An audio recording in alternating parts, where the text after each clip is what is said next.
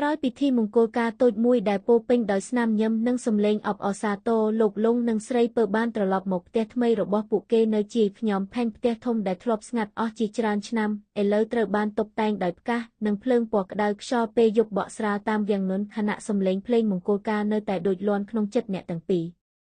ស្រីពើឈរនៅមុខកញ្ចក់ក្នុងបន្ទប់គេងធំនាងដោះគ្រឿងអលង្ការចេញយឺតទាំងអារម្មណ៍មិនទាន់ជឿថាជីវិតមេម៉ាយដែលធ្លាប់ឯកោបានក្លាយជាភរិយារបស់ថៅកែធំម្នាក់រូបពណ៌របស់នាងនៅតែមានក្លិនផ្កាស្រស់បេះដូងនាងលោតលឿនពេលឮសំឡេងទ្វារបើកពីក្រោយលោកលងដើរចូលមកយឺតគាត់បានដោះអាវក្រវ៉ាត់និងសម្លៀកបំពាក់មង្គលការចេញខ្លះហើយមើលនាងស្ងៀមដូចមិនចង់ឲ្យពេលវេលារត់លឿនពេកហត់ទេគាត់សួរទន់ស្រីពើញឹមតិចហត់តិចតែរំភើបជាងលោកលងដើរមកជិតហើយឈប់នៅពីក្រោយនាងតាមរយៈកញ្ចក់អ្នកទាំងពីរបានសម្លឹងគ្នាស្ងៀមពន្លឺភ្លើងលឿងស្រាលធ្វើឲ្យបរិយាកាសកាន់តែកក់ក្ដៅខ្ញុំរងចាំថ្ងៃនេះយូរហើយគឺគាត់និយាយស្រាលស្រីពើអន់មុខដោយអៀនទោះនាងធ្លាប់មានប្តីរួចក៏បេះដូងនាងនៅតែញ័រដូចក្មេងស្រីកំពុងធ្លាក់ក្នុងស្នេហាលើកដំបូងលោកលងលើកដៃប៉ះសក់នាងថ្នមទៅថ្ងៃនេះអ្នកស្អាតខ្លាំងណាស់ទេនាងសើចតិចទៅលោកក៏ចេះនិយាយផ្អែមដែរខ្ញុំនិយាយពិតគាត់បង្វិលនាងមករកខ្លួនយឺតភ្នែករបស់ស្រីពើមានទឹកភ្នែកស្រាលព្រោះនាងមិនដែលគិតថាជីវិតខ្លួននឹងមានថ្ងៃដែលត្រូវបានមនុស្សម្នាក់ស្រឡាញ់និងផ្ដល់តម្លៃបែបនេះអរគុណនាងខ្សឹបអរគុណរឿងអីអរគុណដែលមិនមើលងាយខ្ញុំអរគុណដែលទទួលយកខ្ញុំនិងកូនលោកលងសម្លឹងនាងដោយក្តីអាណិតស្រឡាញ់មុនយកដៃជូតទឹកភ្នែកនាងថ្នមចាប់ពីយប់នេះទៅអ្នកមិនមែននៅម្នាក់ឯងទៀតទេពាក្យនោះធ្វើឲ្យស្រីពើទប់ទឹកភ្នែកមិនបាននាងអោបគាត់ចិត្តដូចខ្លាចថាសុភមង្គលនេះជាសុបិនខ្យល់ត្រជាក់ពីក្រៅបង្អួចបក់ចូលមកស្រាលលោកលងទាញវាំងនឹងបិទហើយនាំនាងទៅអង្គុយលើគ្រែធំដែលតុបតែងដោយផ្កាកុលាបបេះដូងអ្នកទាំងពីរលោតខ្លាំងក្នុងភាពស្ងប់ស្ងាត់ភ័យទេគាត់សួរលេងស្រីពើអៀនរហូតមិនហ៊ានមើលមុខគាត់ក៏បន្តិចលោកលងសើចស្រាលក៏ខ្ញុំក៏ភ័យដែរនាងភ្ញាក់ផ្អើលថៅកែធំដូចលោកក៏ចេះភ័យ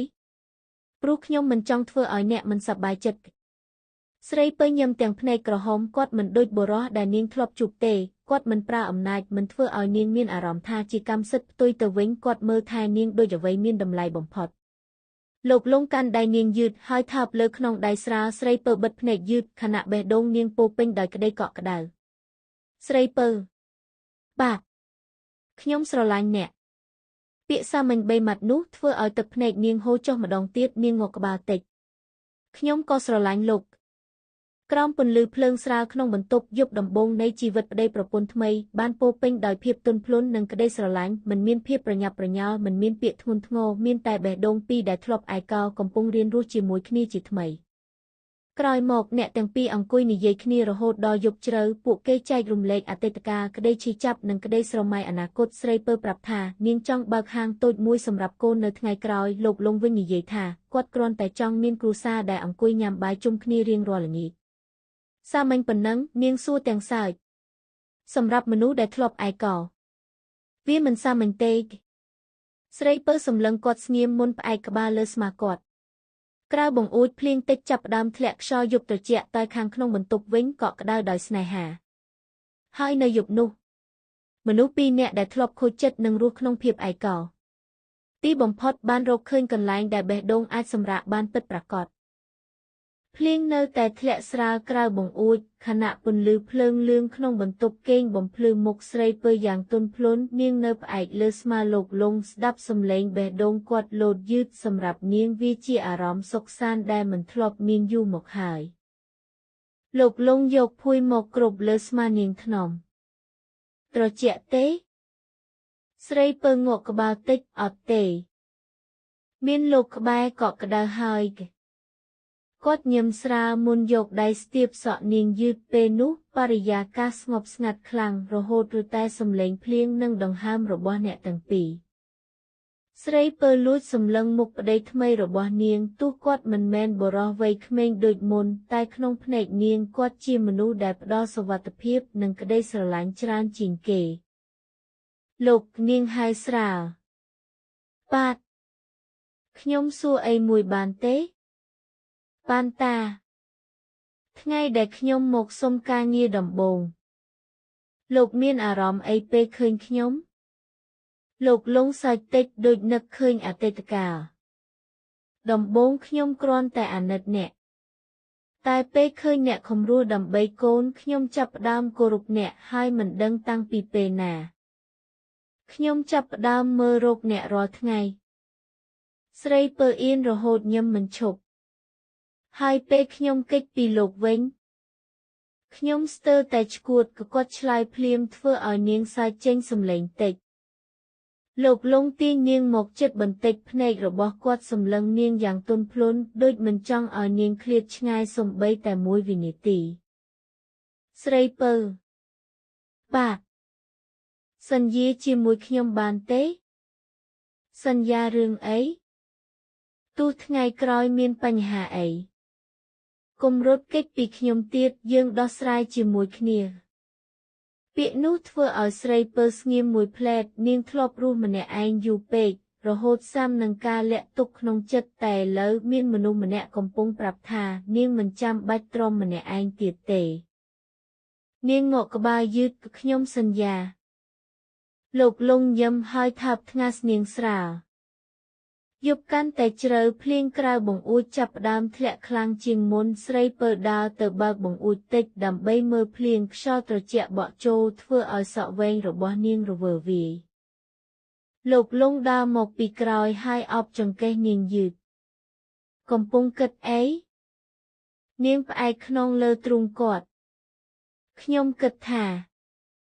ជីវិតពិតជាចម្លែកម្សិលមិញខ្ញុំនៅតែជាមេម៉ាយក្រីក្រតែថ្ងៃនេះខ្ញុំមានគ្រួសារថ្មីលោកលងខ្សឹបក្បែរត្រចៀកនាងក៏ហើយខ្ញុំក៏មានជីវិតថ្មីដែរអ្នកទាំងពីរស្ងៀមមើលភ្លៀងជាមួយគ្នាពេលខ្លះសេចក្តីសុខមិនមែនជារបស់ធំដុំទេវាគ្រាន់តែជាការមានមនុស្សម្នាក់ឈរក្បែរនៅពេលយប់ស្ងប់ស្ងាត់ក្រោយមកស្រីពើងាកមកមើលគាត់ភ្នែករបស់នាងទន់ភ្លន់ពោពេញដោយក្តីស្រឡាញ់លោកលងបាទចាប់ពីថ្ងៃនេះទៅខ្ញុំនឹងមើលថែលោកឲ្យបានល្អលោកលងសើចតិចហើយខ្ញុំក៏នឹងមើលថែអ្នកដូចគ្នា